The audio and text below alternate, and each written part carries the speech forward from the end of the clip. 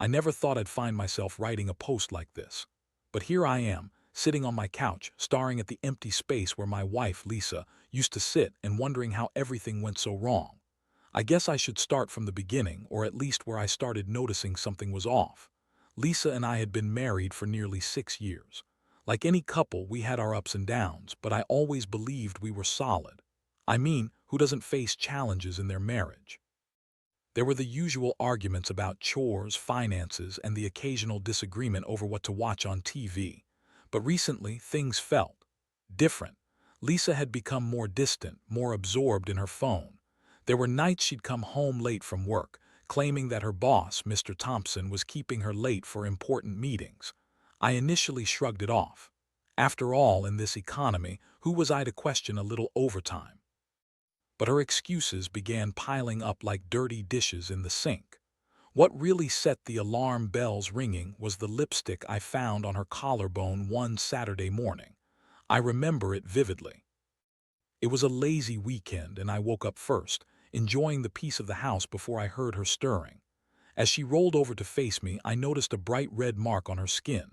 At first, I thought it was just a smudge from her makeup, but as I got closer, I realized it was lipstick. "Lisa, what's this?" I asked, trying to keep my tone casual, but I could feel my heart racing. Her eyes went wide, and for a moment I could see a flicker of panic. She quickly brushed it off, claiming it was from a colleague who had come into her office the day before. "You know how it is. We were celebrating a client deal and she just got a little too close." She laughed, her voice a bit too high-pitched. There was something about her laugh that didn't sit right with me. I wanted to believe her. Hell, I wanted to give her the benefit of the doubt. But that lipstick mark lingered in my mind like a bad smell that wouldn't wash away. I started keeping an eye on her. I didn't want to be that paranoid husband. But I was beginning to feel like I had a right to be. My instincts told me something was off. Then one night I had to stay late at work for a project deadline. I wasn't too thrilled about it, but I wanted to impress my boss. As I was wrapping things up, I got a text from Lisa saying she'd be home late. Again. The usual excuse followed, another important meeting. But this time, something in my gut told me to check her social media. I was hesitant at first, but the unease was consuming me. I grabbed my phone and opened her Instagram profile. Scrolling through, I felt a mix of dread and curiosity. Then I saw it, a photo she had posted with Mr. Thompson, both of them smiling, drinks in hand, and yeah, you guessed it, her bright red lipstick perfectly showcased in the image. My heart sank. My mind raced. Was this what she meant by celebrating with her boss? It didn't take long for the pieces to fall into place, and I suddenly felt like I was living in a crime thriller where I was the unsuspecting victim. I confronted her when she finally got home, and let me tell you, it didn't go how I expected. I'd built up this fantasy in my head where I'd catch her red-handed and she would crumble under the weight of her lies. Instead, I was met with a wall of denial. "How could you think that?" She shot back, her voice dripping with indignation. "It's just a friendly gathering, you're being ridiculous." Her icy calmness only infuriated me more. I threw the photo at her, and for a brief moment her expression flickered again. This time it was guilt. But she quickly masked it with anger. "You're such an idiot. I can't believe you would stoop so low as to invade my privacy." She spat, leaving me feeling smaller than I ever had. That confrontation was only the beginning. I was left reeling, caught in a storm of emotions: confusion, anger, betrayal. I knew I had to figure out what to do next. But for now, all I could do was process the whirlwind of feelings that engulfed me.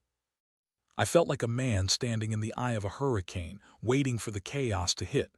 The days that followed were a blur. I was trapped in this emotional limbo, oscillating between shock and rage over Lisa's lies. Those nights felt endless, with every creak of the house amplifying the tension that had settled in our once happy home. I walked around like a ghost in my own life, barely eating and unable to focus at work. My colleagues must have noticed something was off, but I brushed off their concerns with vague excuses about stress. I couldn't let anyone in on this. My marital collapse was something I had to navigate alone.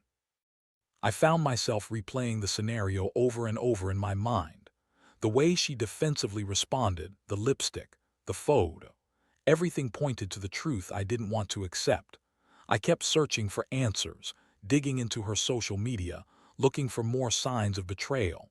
I didn't have a distinct plan yet, but I knew I needed more information.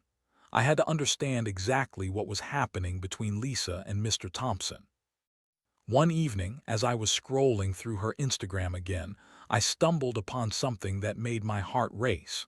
It was another post, this time dated just a week before the lipstick incident. It was a photo of Lisa at a restaurant, a well-known spot where we had celebrated our anniversaries. In the background, you could see a familiar face, Mr. Thompson, leaning in close to her with a smirk plastered across his face. The caption read, "Great night with great company." I felt sick. How could she be so brazen? That night, I decided to take matters into my own hands. I called in a favor from an old friend who happened to work in the same industry as Lisa. I needed insights, I needed proof. "Just keep it discreet," I said, my voice strained. "I need to know what's going on." The next few days felt like a chess game, each move carefully calculated. I was a husband-turned-detective, piecing together a puzzle I never wanted to solve. Meanwhile, Lisa continued to act like nothing had changed. She was her usual self, bitchy, dismissive about my seemingly trivial concerns, and overly affectionate at times, as if she was trying to throw me off the scent. I hated that I was falling for it, that I allowed her to manipulate my emotions. Finally, I received the information I had been waiting for. My friend confirmed that Lisa and Mr. Thompson had been spending more time together than just work meetings.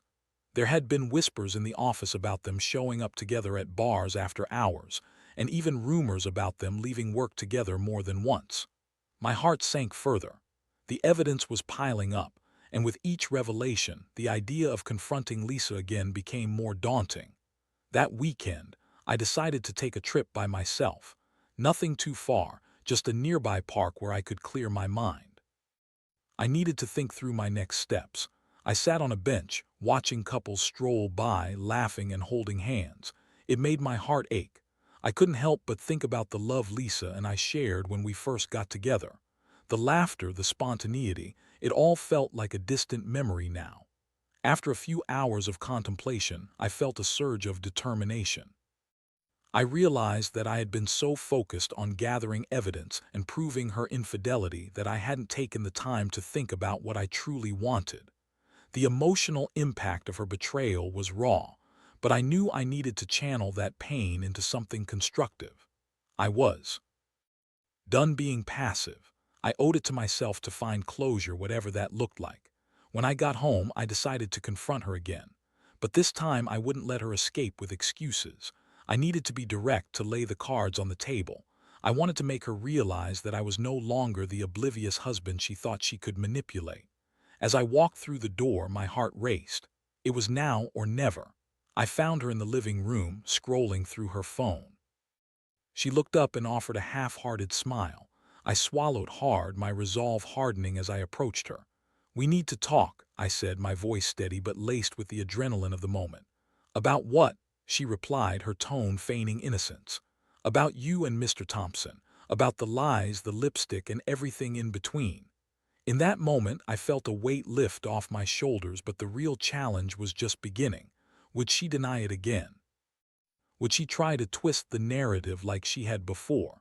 I braced myself for the confrontation that would define the next chapter of our lives. Lisa's expression shifted from casual indifference to a look of annoyance. "What are you talking about?" she snapped, her defensiveness kicking in almost instantly. "This is ridiculous. You're blowing everything out of proportion." I took a deep breath, grounding myself in the reality of what I had learned. "I know you've been seeing him outside of work, Lisa. I've seen the photos and I've talked to people. This isn't just my imagination. You can't keep lying to me," I said, keeping my voice steady. For a moment she looked taken aback, as if she genuinely didn't expect me to confront her so directly. "This is absurd," she continued, almost theatrically rolling her eyes. "I told you we were just celebrating a deal. You're just jealous of my success." Her tone was getting sharper and I could feel the tension escalating. "Success doesn't involve sneaking around behind your husband's back, Lisa," I countered, my heart pounding. And can you really look me in the eye and deny that something more is going on? I saw the way you and Mr. Thompson were together in those photos. You're not fooling me anymore." The anger on. Her face morphed into a mask of annoyance and she stood up, crossing her arms defensively. "You're being paranoid," she insisted, her voice rising. "You're just trying to turn my achievements into something dirty. This is all in your head." At that moment, rage and despair surged through me. "This isn't just paranoia. This is betrayal. I've been trying to trust you, but I can't pretend everything is fine anymore. I deserve better than this, and I won't let you gaslight me." Her eyes narrowed, and I could see the gears turning in her head, searching for a way out. "You're making a fool of yourself," she said, her voice dripping with disdain. "You have no proof of anything real. Just because you want to believe I'm cheating doesn't make it true." "Doesn't make it true," I shot back. "You're the one who has been lying. What about the lipstick, the late nights? You can't keep twisting this. I want the truth, Lisa, all of it. I'm done with the games." There was a brief flicker of vulnerability in her eyes, something that almost looked like guilt, but it was quickly replaced by defiance. "Fine, if you want to believe I'm cheating, that's your problem. Maybe you should take a good long look at yourself instead of projecting your insecurities onto me." She stomped out of the room, leaving me feeling like I'd just been hit by a freight train. I stood there, heart racing, feeling both defeated and empowered. The confrontation hadn't gone as I had hoped, but I had laid my cards on the table. I was done being the victim of her lies, and I resolved to find the truth, no matter how painful it was. Over the next week, I took a step back from the emotional turmoil. I focused on my job and my friendships, allowing myself to breathe while I figured out my next move. But in the back of my mind, I was still wrestling with an avalanche of emotions: anger, sadness, betrayal, love and trust for someone who had shattered that foundation. It was during this time that I made a decision. I had to confront this head-on, not just for me, but for the marriage I had once cherished. I began to consider all my options, including the possibility of separation. I was determined to find out everything I could about Lisa and Mr. Thompson. If she thought she could keep lying to me, she was about to learn a hard lesson. A few nights later, I decided to do something I never thought I would do. I hired a private investigator. It felt extreme, but I was desperate for clarity. I needed the truth, the raw, unfiltered truth. If she was cheating on me, I wanted irrefutable evidence, something I could confront her with that she couldn't deny. I wasn't going to let her manipulate me any longer. As I handed over the cash to the investigator, I felt a mix of guilt and relief. It was a slippery slope, but I knew it was the only way to uncover the reality of my situation. I wanted to know what I was up against. I needed to be prepared for whatever revelations would come my way. The waiting was agonizing, but I tried to keep my mind occupied with work and friends.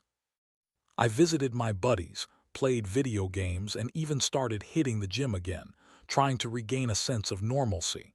Yet, no matter how much I tried to distract myself, the looming question of Lisa's fidelity always lingered in the back of my mind. Finally, a week later, I received a call from the investigator. I was at work, sitting at my desk, when my phone buzzed with a number I didn't recognize. My heart leaped into my throat. I stepped out into the hallway, my palms sweaty, and answered it. "Mr. Wilson," the investigator said, his voice steady. "I have some information for you." My heart raced as I braced myself for whatever was about to unfold. I had prepared myself for some level of betrayal, but hearing it confirmed would be a whole different feeling.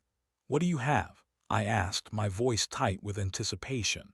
"Let's just say your suspicions were correct. I have footage of your wife with Mr. Thompson.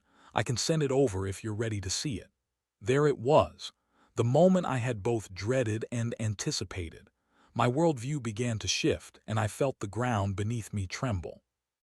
I knew I had to be ready to face the truth, no matter how devastating it could be. I stood there in the hallway, my heart pounding like a drum in my chest. The investigator's words hung in the air, heavy and suffocating. Footage. A cold sweat broke out on my brow. I had been prepared for the confirmation of infidelity, but the reality of it, seeing it with my own eyes, felt insurmountable. "Why, yeah, send it to me," I managed to say, my voice barely above a whisper. The investigator assured me he would send it via a secure link, and I hung up, the weight of my decision settling heavily on my shoulders. I had committed to facing whatever ugly truth lay ahead, but now that it was here, I felt an overwhelming wave of dread. I returned to my desk, trying to focus on work, but all I could think about was the impending footage. The minutes dragged into what felt like hours. I was a bundle of nerves, each tick of the clock amplifying the anxiety welling up inside me. Finally, my phone buzzed with a new email. With trembling fingers, I opened the message and clicked on the link. It was password protected, and I had to take a deep breath to steady myself before entering the code. The video buffered slowly, and I braced myself, my heart racing as I prepared to watch the reality of my life unfold before me. When the footage finally played, I felt as if the world had shifted on its axis. There they were, Lisa and Mr. Thompson, sitting at a booth in a dimly lit restaurant. Their body language was relaxed, too comfortable for my liking. I watched as they laughed, leaned into each other, and occasionally shared a lingering touch that made my stomach turn. I couldn't believe what I was seeing. I felt like I was losing my grip on reality. How could she do this? How could she betray everything we had built together? The way they interacted was intimate, more than just colleagues sharing a drink. It struck me like a lightning bolt. This wasn't just an affair. It was a connection she had chosen over the life we had built. Tears of anger and heartbreak welled up in my eyes, but I fought them back. I needed to stay composed, to gather myself for the confrontation that was looming. I couldn't let her see me break. I couldn't let her manipulate me into a position of weakness again. The video continued, showing them leaving the restaurant and walking closely together, whispering in each other's ears. I felt a surge of rage as I clenched my fists, my knuckles turning white. This was the betrayal I had feared, and now it was undeniable. I had given her every opportunity to come clean, but she had chosen deceit instead. After what felt like an eternity, the video ended, and I sat there in silence, numb. I was filled with an overwhelming mixture of emotions: anger, betrayal, and an aching sadness. I had trusted her, and she had shattered that trust into a million pieces. I spent the rest of that day in a daze, going through the motions at work while my mind raced with plans for what to do next. I couldn't confront her right away. I needed time to gather my thoughts, to figure out how to present this evidence without losing my cool. I didn't want to give her the satisfaction of seeing me in pain, nor did I want her to use any emotional outbursts against me. That evening, when Lisa walked through the door, I was ready. I could sense her carefree attitude as she breezed past me, talking about her day as if nothing was wrong. "Hey, I'm home," she called out, her voice cheerful. The chasm between us felt wider than ever. I was boiling inside, but I held my ground, forcing a calm facade. "Lisa, we need to talk," I said, my voice steady but firm. Her smile faltered, and I could see the tension seep into her expression. "What's wrong?" she asked, feigning innocence. "Stop playing games. Just sit down," I instructed, gesturing to the couch. She hesitated for a moment, the weight of the moment sinking in. Then with a huff she plopped down, crossing her arms defensively. "I don't have time for this," she said, trying to deflect. "I'm tired." "This won't take long," I replied, unwilling to let her dismiss me again. I reached for my phone, clicking on the video link. "I have something you need to see, something you can no longer deny." As the video began to play, I could see the color drain from her face. My heart raced as I watched her reaction, a mixture of confusion and panic. She opened her mouth to protest, to create another excuse, but I raised a hand to silence her. "Just watch," I said, my voice low and controlled. The footage unfolded in front of us. The laughter and intimacy I had seen earlier now washed over us like a tidal wave of truth. The silence in the room was palpable, punctuated only by the sound of their whispers and laughter from the screen. When it ended, I set my phone down, letting the silence stretch between us. Lisa's expression shifted from shock to anger, her defenses immediately kicking in. "This is a setup. You're trying to twist everything to make me look bad," she accused, and I could see the desperation in her eyes. "No, Lisa, this is you, and you can't deny it anymore. You have betrayed me in ways I never imagined possible. You chose this," I said, my voice unwavering. "Don't you dare put this all on me." She shot back, her voice rising. You're the one who hasn't been supportive. You're the one who's been distant. The gaslighting had begun, and I could feel my grip on reality slip ever so slightly again. I refused to let her manipulate the narrative one more time. I've been supportive, I've trusted you, I've put my faith in us. I fired back, my anger igniting. But you've shattered that trust. It's time to face the consequences. As the weight of her betrayal hung in the air, I felt the resolve within me solidify. I was no longer the passive partner in this relationship. The emotional turmoil would end here, and I was ready to take back control of my life. I just didn't know yet what that would look like. The confrontation escalated into a chaotic whirlwind of accusations and defenses. Lisa was no longer the composed woman I thought I knew. She transformed into a stranger, angrily lashing out and attempting to twist the narrative to fit her version of reality. "How could you do this to us?" I demanded, my voice trembling with anger and hurt. "You think I don't know what you've been up to? I've seen you with him. You think you can just brush this under the rug? Stop it." She yelled, her voice echoing in the living room. "You're acting insane. I can't believe you would stoop this low, invading my privacy and spying on me." Her cheeks flushed with anger, but I could see the flickers of fear behind her rage. The reality of being caught was beginning to set in, and I wasn't about to let her spin this around to make me feel guilty. "Invading your privacy. You've invaded my heart. You've betrayed me." I shot back, trying to keep my emotions in check. "You've spent months lying to me, and now you want to act like the victim. I won't let that happen." She fell silent for a moment, the facade of anger cracking. I could see the realization dawning on her face, a mixture of regret and defiance. "This isn't what you think," she stammered, searching for a lifeline in the wreckage of our conversation. "We were just friends. I didn't mean for it to go this far." "Friends?" I scoffed, incredulous. "You don't hold hands with friends. You don't laugh intimately with friends. You don't share drinks with friends in the way that you did. This goes beyond friendship, Lisa. You made a choice, and now we have to deal with the consequences." Her demeanor shifted again, and I could see her trying to calculate her next move. "You don't know what you're talking about," she said, her voice dropping to a conspiratorial whisper.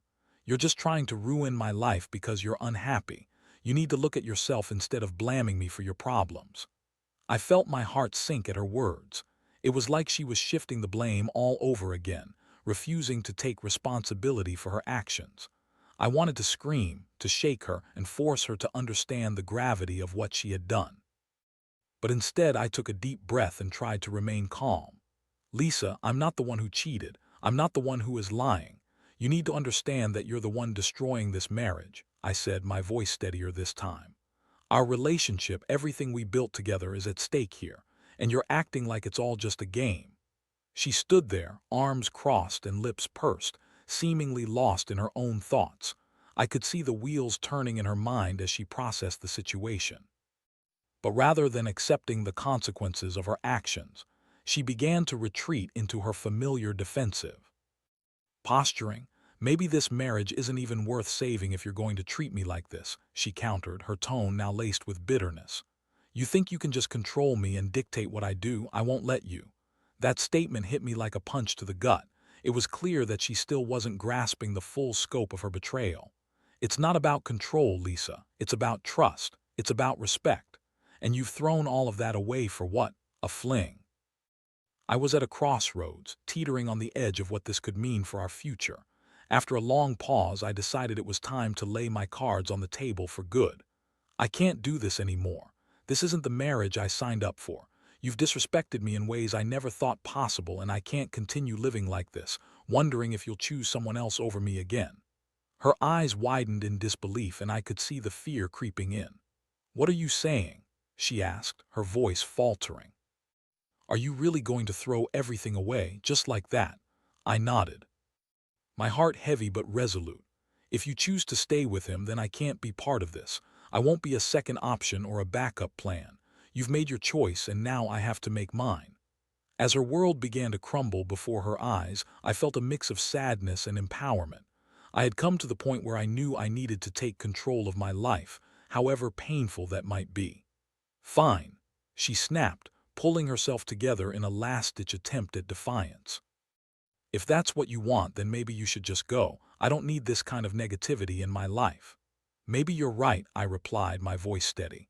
Maybe it's best if we separate for a while. I need to figure out what I want moving forward, and I think you do too. But know this, I'm done with the lies and deceit. I'm done being someone who's just here for your convenience. With that final declaration, I felt a weight lift off my shoulders. I was no longer shackled by the uncertainty of our relationship, the realization that I was finally taking a stand filled me with a sense of clarity and strength I hadn't felt in weeks. We stood in silence, the tension palpable as we both processed the enormity of what had just happened. Lisa's facade of confidence crumbled, and I could see the hurt in her eyes. But I also knew that I had to let her feel that hurt. It was part of the fallout from her choices. I wasn't there to protect her from the consequences anymore. "I'll pack my things," I said, turning away from her. There was no reason to prolong this any further. It was time to take the next step, no matter how daunting it felt. I walked into the bedroom, ready to begin the process of untangling my life from hers, knowing that the road ahead would be difficult but ultimately necessary for my healing. I felt a sense of finality wash over me as I gathered my belongings. It was a bittersweet moment, knowing that the marriage I had held dear was now just a chapter in my life, a chapter that had come to a definitive close. I was determined to learn from this and grow stronger, and I was ready to embrace whatever came next. As I packed my belongings, I felt a peculiar mix of relief and sorrow. Each item I placed in the suitcase represented a fragment of my past life with Lisa, our travels, shared laughter, and the moments that had once felt so genuine. Now, they seemed overshadowed by betrayal. I couldn't help but reflect on how quickly love could turn into pain, how fragile trust really was. Once I had everything packed, I stood for a moment in the doorway of our bedroom, taking in the reality of my choice. I could hear Lisa moving quietly in the living room, likely trying to process everything that had just unfolded. I walked out to find her sitting on the couch, her face a mask of conflicting emotions, anger, frustration, and a hint of regret. "Are you seriously going to do this?" she asked, her voice wavering. "You're just going to walk away without even trying to fix things?" I took a deep breath, trying not to let her words pull me back into that emotional turmoil. "You've made it very clear that you don't want to fix things. You chose to betray our marriage, and I can't pretend that didn't happen. I'm not walking away from this lightly, Lisa. I'm choosing to prioritize my own well-being." Her eyes glistened with unshed tears, and though part of me felt sympathy, I reminded myself of how she had manipulated situations, how she had justified her actions. "I didn't mean for it to happen," she said, her voice breaking. "It just did." "Maybe you didn't mean for it to happen, but the reality is that it did," I replied, my tone steady. "You made choices, and now we both have to deal with the fallout. I can't keep pretending everything will be okay when I know that trust has been shattered." She looked down at her hands, and for a fleeting moment I saw the vulnerability beneath her bravado. "What do I do now?" she asked softly, her voice trembling. That question hung in the air, heavy with unspoken consequences. "That's something you'll have to figure out for yourself," I said, my heart aching for what had been lost but firm in my decision. "I can't be the one to help you navigate this.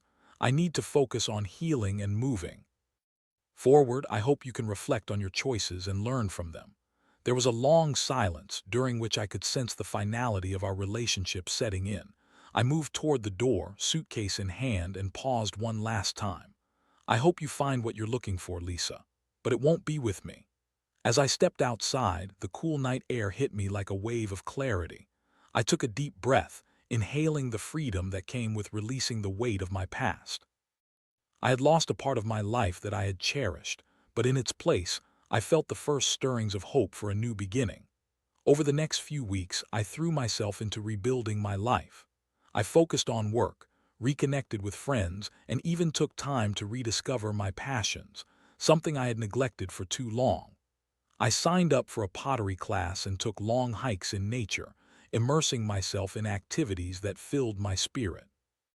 It was as if I was shedding my old skin, leaving behind the fears and doubts that had once held me captive.